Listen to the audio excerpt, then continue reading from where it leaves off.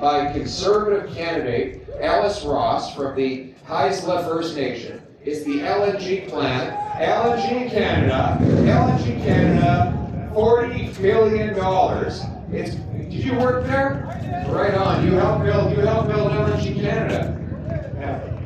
Coastal GasLink, which is the pipeline that gets to LNG Canada. Now imagine if we did that 15 times. How many jobs would we have? How many hundreds of billions of dollars could we unlock in wealth for the people of British Columbia and the coastal First Nations, who will be the richest people in the world? This is what we're going to unlock by rapidly improving these projects. We have 1,300 trillion cubic feet of natural gas right underneath our feet. Gas that can be liquefied using our cold weather or clean hydro, and we can ship it off to Asia in half the time it takes to go from the U.S. Gulf Coast. So that's what we're going to do. Rapidly approve LNG projects to bring home the jobs to Canada and take the dollars away from the taxpayers for Canada. We need these jobs. These jobs, we also need a more powerful Canadian dollar. By unlocking our resources and selling them to the world will have to buy Canadian dollars. They'll have to buy the loonie. It comes up. And that means that the consumer has more buying power to bid on globally priced goods like food and fuel. A more powerful dollar means a more affordable life.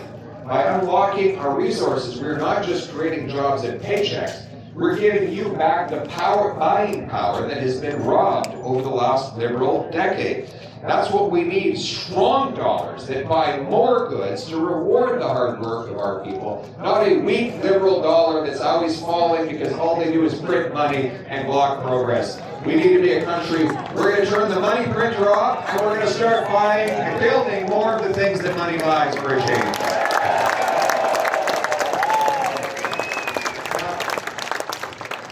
Those dollars and paychecks to come home to safe neighborhoods.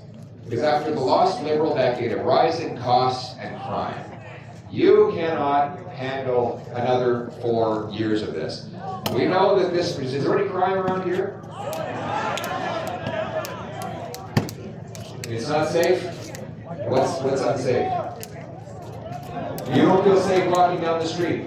I talked to a guy this morning in the Lower Mainland. He's from Toronto visiting. He said in Toronto, I don't know if you heard this, the police have actually told people, leave your keys at the front door so that when somebody breaks in, they're looking to steal your car, they won't harm your family. They can just take the keys in a polite way and make off with your vehicle. Now this is actually the chief of police for the city of Toronto has given the people that advice. And you know what? This gentleman said he doesn't. Because he doesn't want his family to get stabbed or shot.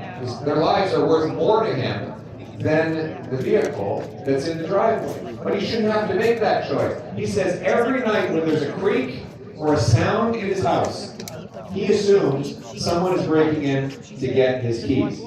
People should not have to live that way. They shouldn't have to worry if the car is gone in the morning, that their kids are in danger on their streets. But yet, after the lost Liberal decade of catch and release bail, C-75, this law allows the same 40 offenders, 40 of them, to be arrested 6,000 times in Vancouver in 1 year.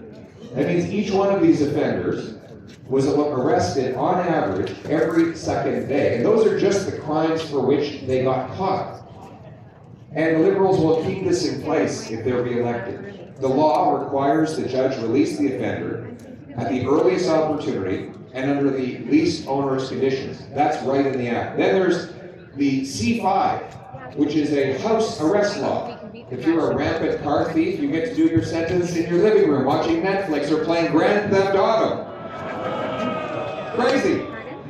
Walk out the door anytime you want to go re-offend. And then there's the Paul Bernardo, get out of jail free card, that allows him to leave a maximum security penitentiary within and live in better conditions than many of our seniors and veterans. My friends, this madness has to change. And that's why within the first 100 days, we will pass the Safe Communities for a Change Act to repeal the illegal laws